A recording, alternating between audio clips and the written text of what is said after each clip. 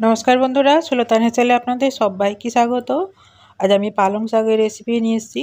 পালং শাকের ঝাল ডাল অনেক কিছুই খেয়েছেন, কিন্তু গ্রাম বাংলার এই বিখ্যাত রেসিপিটি আপনারা হয়তো কোনোদিন খাননি। আর সেই রেসিপি আমি আপনাদের সঙ্গে আজকে শেয়ার করব। পালং শাকের বাটি, চিংড়ি মাছ দিয়ে পালং শাকের বেটি। এটা গরম ভাতে, পরোটা, লুচি সব কিছুর সাথেই খাওয়া যায়। আর গরম ভাতে তো জাস্ট জমে যাবে, অসম্ভব ভালো লাগে। আমার এই রেসিপিটি আপনাদের যদি ভালো লাগে লাইক আর সাবস্ক্রাইব করতে ভুলবেন না যেন। আর পালং শাকের রেসিপিটি যদি ভালো লাগে তাহলে কমেন্ট করে জানাবেন আপনাদের রেসিপিটি কেমন লাগলো। আর আমি আশা করব আপনারা এই রেসিপিটি একদিন বানিয়ে খাবেন। আর খুবই ইজি আর খুব তাড়াতাড়ি হয়ে যায় এই রেসিপিটি, আর খেতে অসম্ভবই ভালো লাগে। চলুন তাহলে রেসিপিটি শুরু করি।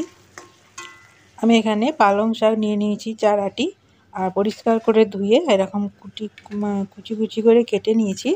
নিয়ে তারপর জলটা ভালো করে ঝরিয়ে নিয়েছি, কারণ পালং শাকে প্রচুর পরিমাণে জল থাকে, তাই জলটাকে খুব ভালো করে ঝরিয়ে নিতে হবে। পালং শাক খুব একবারে ঘাঁটা হয়ে যাবে আর গ্যাসেরও অপচয় হবে।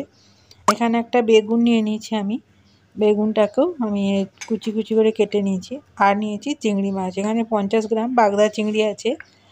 আর একটা পেঁয়াজকে আমি 4 টুকরো করে নিয়েছি, আর 5 কোয়া রসুন নিয়েছি, আর 2টা কাঁচা লঙ্কা নিয়েছি। কাঁচা লঙ্কাগুলো আমার খুবই ঝাল আছে, এটা একটু ঝাল ঝাল হলে ভালো হয়। আপনারা যদি বেশি ঝাল খান তাহলে লঙ্কার পরিমাণটা বাড়িয়ে নিতে পারেন। আর এখানে আমি 2 চামচ সর্ষে বাটা নিয়ে নিয়েছি। কালো সর্ষে বা সাদা সর্ষে যাই থাকবে বাড়িতে সেটা দিয়েই হবে। একটা মিক্সি বাটি নিয়ে নিলাম। এরপর কিছুটা শাক নিয়ে নেব বাটির মধ্যে।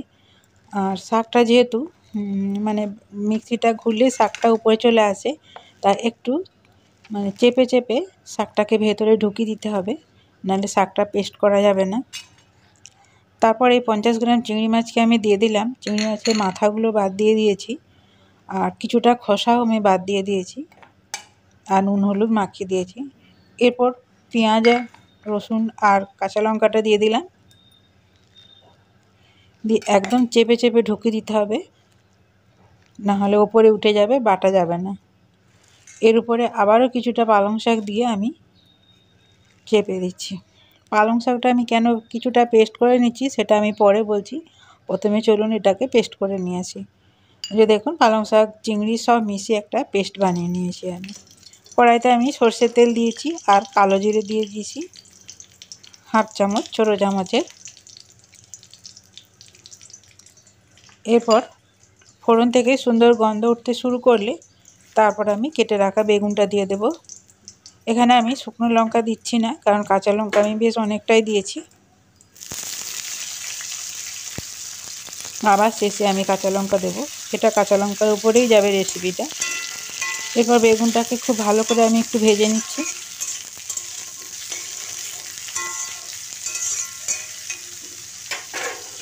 বেগুনটা কিছুক্ষণ ভাজার পর এরপরে স্বাদ মতো নুন দিচ্ছি, এবং পুরো তরকারি মাপে আমি নুনটা দিয়ে দিলাম। দিয়ে নুনটার সঙ্গে বেগুনটাকে ভালো করে মিশিয়ে নিচ্ছি।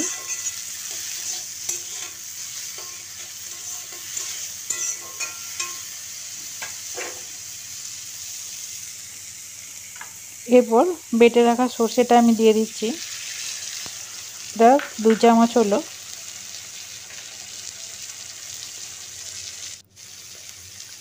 এরপর জিরা গুঁড়ো দিলাম ছোটো চামচের হাফ চামচ, ধনে গুঁড়ো দিয়ে দিলাম ছোটো চামচের হাফ চামচ,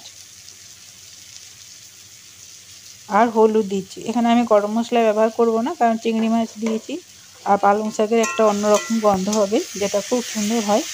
তাই গরম মশলা দিলে তার স্বাদটা ঢেকে যাবে, তাই গরম মশলা দিচ্ছি না।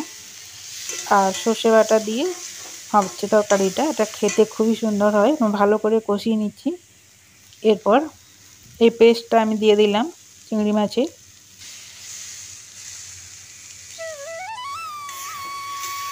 দিয়ে আবার ভালো করে মিশিয়ে নিচ্ছি।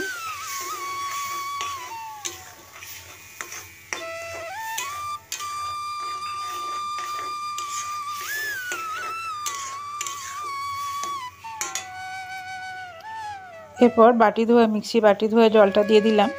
আর পালং শাকে প্রচুর পরিমাণে জল থাকে, তাই জল দিয়ে রান্না করার প্রয়োজন নেই। এরপর যে বাকি যে পালং শাকটা আছে এটা আমি দিয়ে দিচ্ছি। এরপর আমি বলি পালং শাকটা কেন আমি বেটেছিলাম। উপর থেকে আমি কাঁচা তেল দিয়ে দিচ্ছি, কারণ কিছুটা পালং শাক দানা দানা থাকবে আর কিছুটা গোলা গোলা থাকবে। এই জন্য কিছুটা আমি পালং শাক বেটে নিয়েছি আর কিছুটা গোটা দিয়েছি। এতে শেষে দেখবেন রান্নাটা কত সুন্দর হবে। ভালো করে মাখিয়ে নিলাম, দিয়ে গ্যাসের আঁচকে মিডিয়ামে রেখে আমি রান্না করে নেব খুব ভালো করে, অন্তত 15 মিনিট কিংবা 10 মিনিট। নিজে দেখুন 10 মিনিট পরে ফিরে এসেছি। যেহেতু লো টু মিডিয়ামে রান্না করেছি তাই টাইমটা একটু বেশি লেগেছে, নাহলে 5 মিনিটেই হয়ে যেত। এটা আমার হয়ে গেছে। আর একদম শুকনো করে নিয়েছি, গ্যাসটা বন্ধ করে দিলাম। এরপর আমি এটা গরম ভাতে খাবো, সেই জন্য আমি একটা প্লেটের মধ্যে তুলে নিচ্ছি। আর আপনারা দেখুন কত সুন্দর হয়েছে কালারটা, আর কত সুন্দর, এর থেকে খুব সুন্দর একটা সেন্টও বেরিয়েছে। এই পর্যন্ত যারা ভিডিওটি দেখছেন তাদের যদি ভালো লাগে প্লিজ একটা লাইক দিয়ে দেবেন আর কমেন্টে জানাবেন কেমন লাগলো।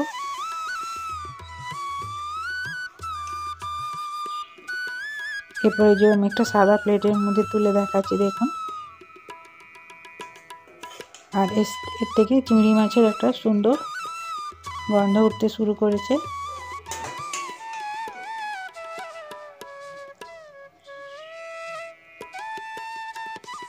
আমার এই রেসিপিটি ধৈর্য ধরে দেখার জন্য আপনাদের অসংখ্য ধন্যবাদ।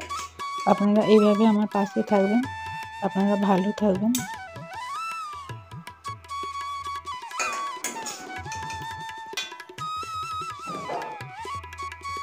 আর দেখুন কতটা মাখা মাখা হয়েছে।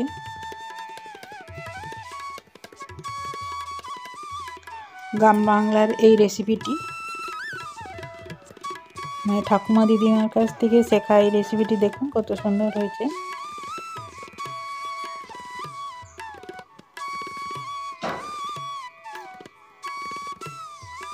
দুটো কাঁচা লঙ্কা দিয়ে আমি একটু সাজিয়ে নিলাম দেখুন।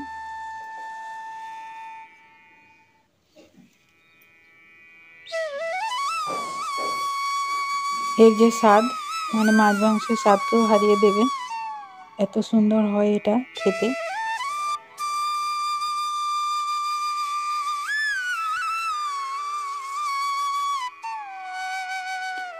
আপনারা যদি আলু খেতে ভালোবাসেন তাহলে এর সাথে কিছুটা আলু কুচি করে বা ম্যাশ করে দিয়ে দিতে পারেন।